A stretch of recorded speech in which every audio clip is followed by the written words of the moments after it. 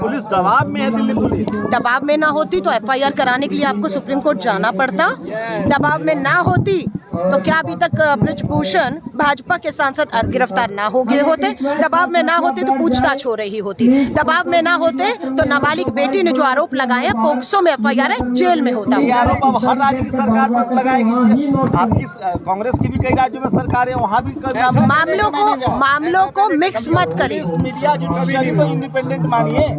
मैं फिर आपसे कह रही हूँ, राजस्थान हो, छत्तीसगढ़ हो, वहाँ का अपनी पुलिस, अपनी सरकार है।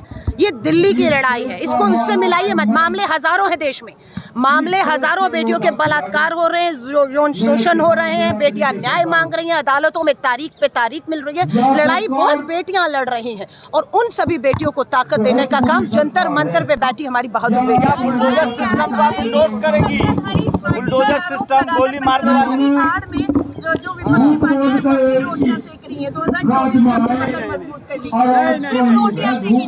देखिए मेरी बात सुनिए, जब देश के प्रधानमंत्री लाल किले की प्राचीर से बेटी बचाओ का नारा देते हैं तो हमने नहीं कहा आप राजनीति कर रहे हैं, हम सिर्फ आपको वो नारा याद दिलाते हैं और न्याय की उम्मीद करते हैं। और आप हमें उस नारे की याद दिलाना, न्याय की उम्मीद करने को राजनीति कहेंगे तो देश को इस राजनीति की सख्त जरूरत है, क्योंकि बेटियों की इज्जत दांव पर आ गई है। न्याय को इंडोर्स कर रही है, जैसे बुलडोजर ब्रजभूषण पर इतने मुकदमे हैं लेकिन बीजेपी को कोई चिंता नहीं, ना बेटियों की और ना ही सांसद जो आपराधिक मामलों में उनका इतिहास रहा है। देखिए जितने भी आपराधिक हैं वो बचने के लिए भाजपा में है।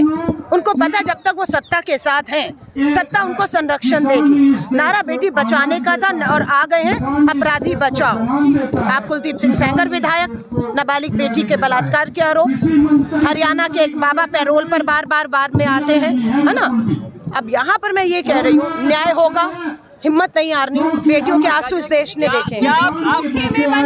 पहलवानों के समर्थन में तो दूसरी तरफ ब्रजभूषण के समर्थन में सभाएं निकली हैं। देखिए दो रास्ते देश के सामने बचे हैं। एक रास्ता जंतर मंतर की तरफ जाता है, जो अपनी देश की बेटियों जिन्होंने देश का तिरंगा झंडा ऊंचा किया, साक्षी मलिक जब देश के लिए मेडल जीती थी और राष्ट्रीय गान वहां पर हो रहा था, उसकी आंखों में आंसू देखे।